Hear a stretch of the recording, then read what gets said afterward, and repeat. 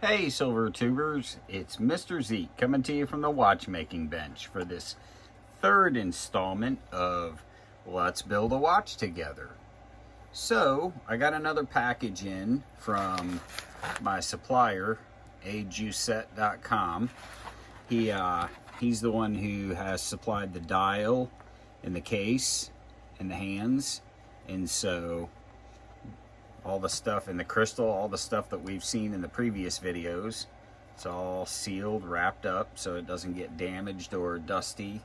So let's see what we got from him. He really came through big time for me. He hooked us up with the engine for the watch, the movement. Let's see what we got in this package. I found a second hand I think will look really nice against this blue dial. And so my goal for this video is to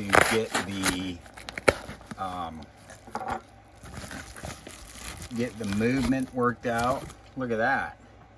Alexander James watches. He's a class act, and I try to order all my stuff from him. He's stateside, which makes a big difference when it comes to shipping time. If you ever decide to get into the watch world, shipping time can be a huge thing. You have to budget that into your build time, because if you're buying from overseas, you're going to wait anywhere from 2 weeks to, I have an order right now that it's been over a month for parts. So, and it's nice to have someone that you can order and within a week you've got the parts. So let's see what came in the package. Oh, look at that. We got not one, but we got two movements. Seiko NH35 movements. These are the same movements that you would, if you ordered a newer automatic Seiko, this is the same movement they would use. They're one of the few. Oh, hey, there's my second hand too. Right, it's outside the package. Look at that. We'll take a look at that in a second. But these are the same movements that Seiko would use in their watch. They're one of the few companies that will sell them to the public. So we'll set this one aside because this is for a later build, and we're going to use this one. So big shout out, big thanks to James over there at ajuset. So before we open this up, time to glove up. Got the finger cots on the standby, on the ready, because we never ever ever touch anything on the inside of the watch with our hands, with our fingers. Those oils are incredibly corrosive and destructive to the inside of watch parts. So we make a point of showing some love by putting on gloves.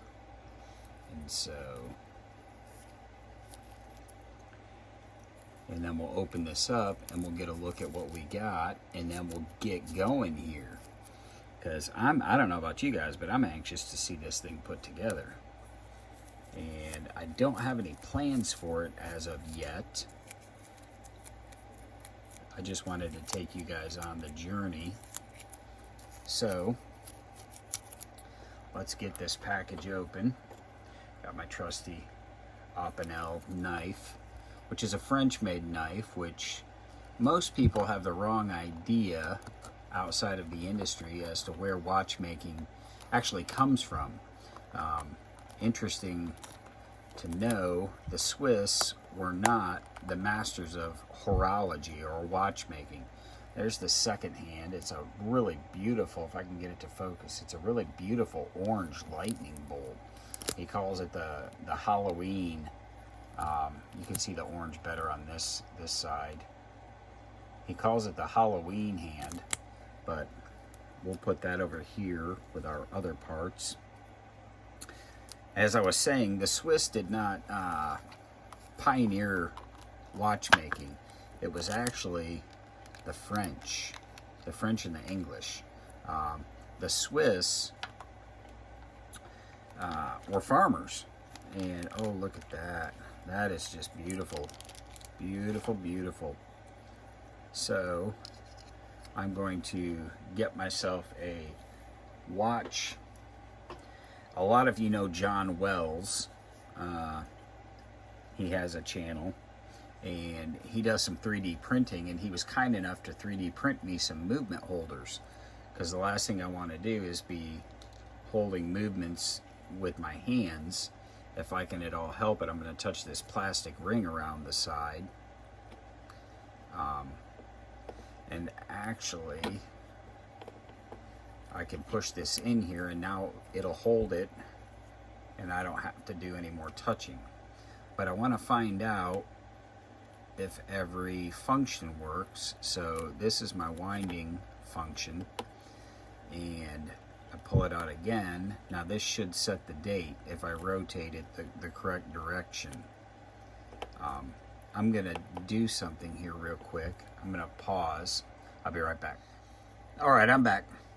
And so what I did was I changed out the winding stem, which is an actual winding stem, the one we'll use when we put the actual crown on, with what's known as a testing stem. And the testing stem just has this big clear knob on it, and that way I can push it in and pull it out. There's my that would be that's a ghost function. That would be a day function. Pull it out one more time, and now I should get rotation on the date wheel. Nope, missed it. One pull. There we go. We always want to make sure that the nope, I want to zoom in. There we go. I always want to make sure that the date wheel is working before I apply the dial, because I don't want to get the dial on, the hands on, and then find out that the date wheel isn't working. And so, and then push it in again. I got good. I don't know if you guys can hear that.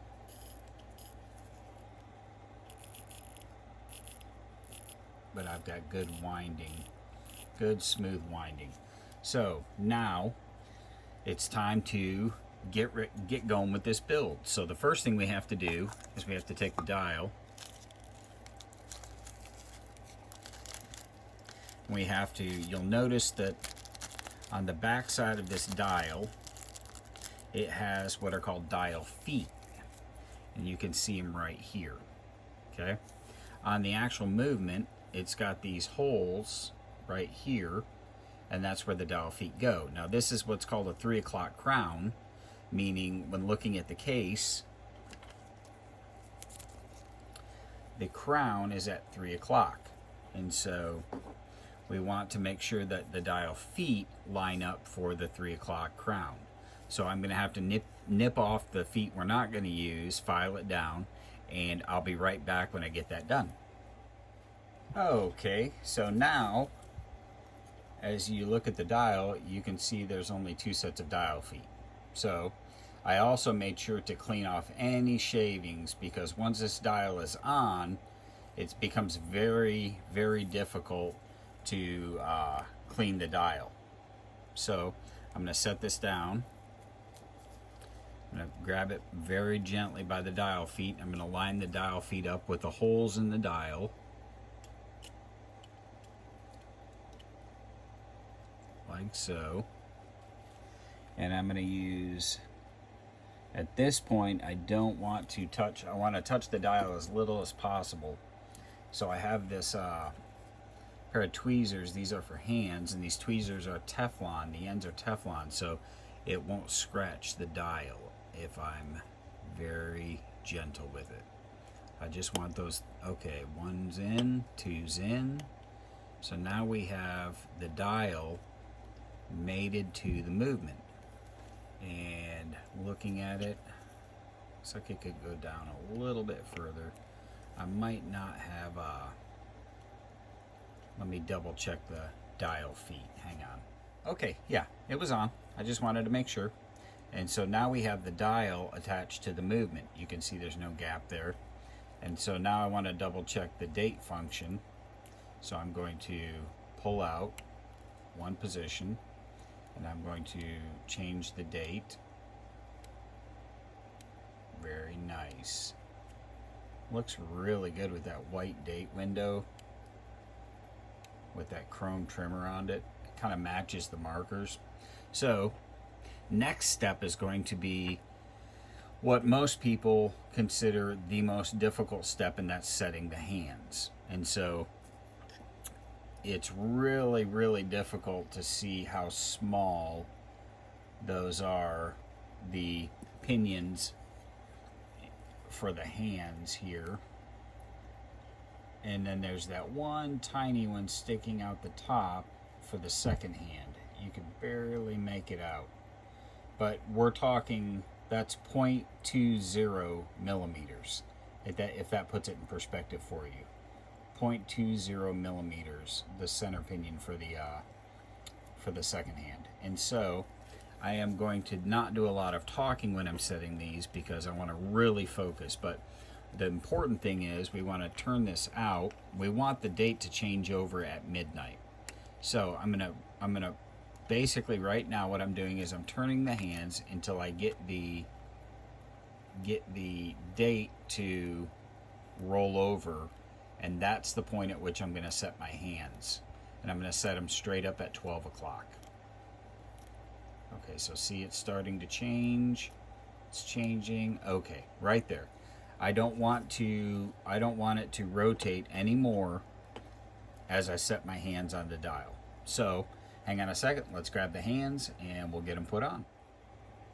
Okay, so we have the hands laid out and they go on in a very specific order, and I have my hand setting tool right here, and what it is, these are hard plastic ends with the proper hole in the end to set the hand over but not too deep. So what I want to do is I want to start with my hour hand because it's the one closest to the dial. I'm just going to lay it on the center pinion here. Try to get it lined up as best I can with perfect 12 o'clock. Alright, so this part right here takes a lot of practice because you have to be very gentle and you want to come straight down with your hand setting tool. Because if you come at an angle, you will bend the hands because these are thinner than paper thin. And you just do it a little bit at a time. Because what you're looking for is you're looking to get the hand set and parallel with the dial. You don't want it tilted up, you don't want it tilted down. Lost my hand setting tool. Rolled off the bench. You don't want it tilted up, you don't want it tilted down, you want it perfectly parallel with the dial. And now we test, because we always test. So we're still in hand setting mode, so I'm going to go ahead and rotate this around.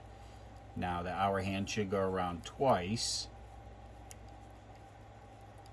to change, and the time, or the date should change right as I get to 12. And there we go, right at 12. So next step is to install the minute hand. And you can see that there's another tier there, and that's for the minute hand. And so let's see if we can get the minute hand as close to 12 as we did the hour hand. And once again, you just very gently set it on that center. This is, like I said, these hands are paper thin, so you really don't want to, if you have to force it, you're doing something wrong. It should just sit on there.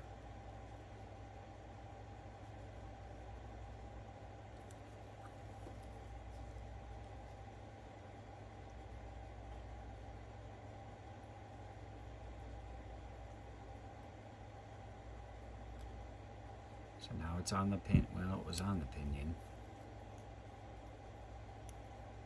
Take it back off. Takes very steady hands.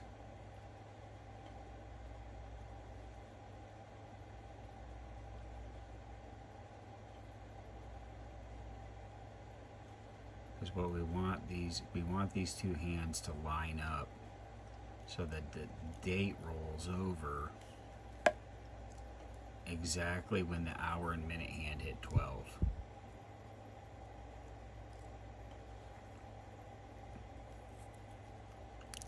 Oh, lost it.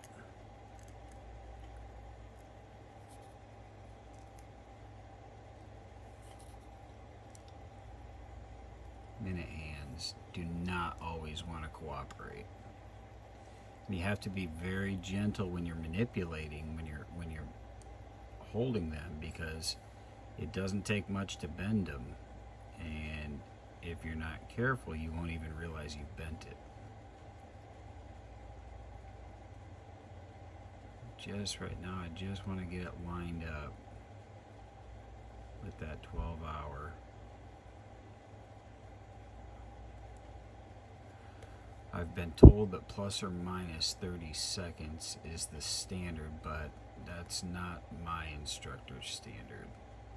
He holds us to a little bit higher standard. Basically, he wants to see equal amounts of hour hand on each side of that minute hand. So you can see, oftentimes people wonder why quality watches cost what they do.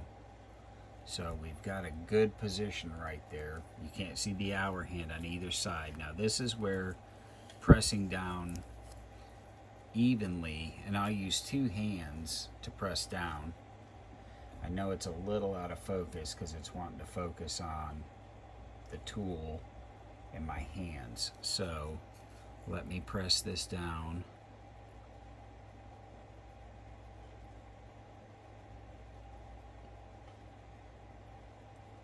We just go a little at a time.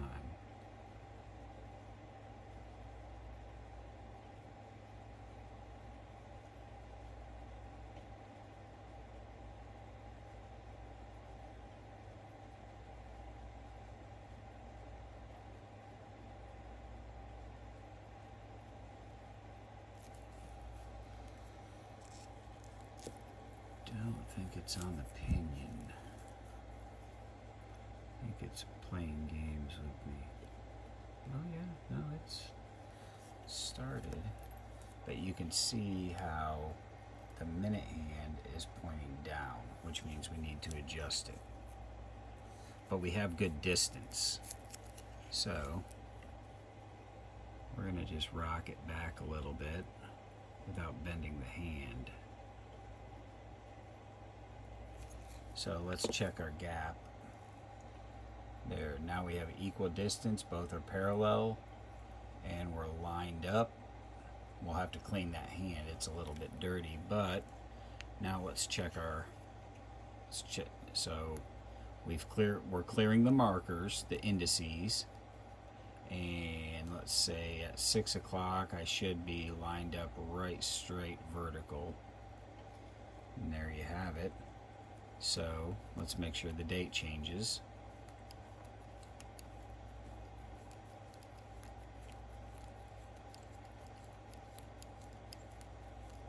And now we're at 11:30, 11.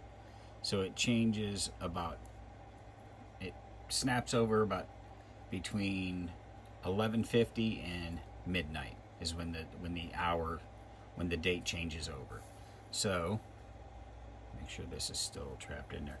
Now for the fun one. The second hand, if you see if I can get you guys a glimpse of the size hole for the second hand. Yeah, it won't even focus that. There we go. Let's see if it'll. The hole is, there you go. See the size hole? So for putting the second hand on, I'm just gonna, and the second hand can go on anywhere, but I'm gonna pause the video to put the second hand on just because I need to use my loop and I really need to get in there, so hang tight. All right, and we're back, and we got the second hand on. As you can see, I went ahead and pushed in the crown, the testing crown here, and it is ticking away with a nice sweep action, and all the hands clear and all are parallel with the dial, which is what we're looking for. And so the next step is to go ahead and inspect our case and make sure that the case is clean before we, and the dial and the hands are all clean before we put the dial, the working movement, into the case. And we'll save that for the next video. I appreciate everybody watching. Cheers, it's Mr. Z coming to you from the watchmaking bench.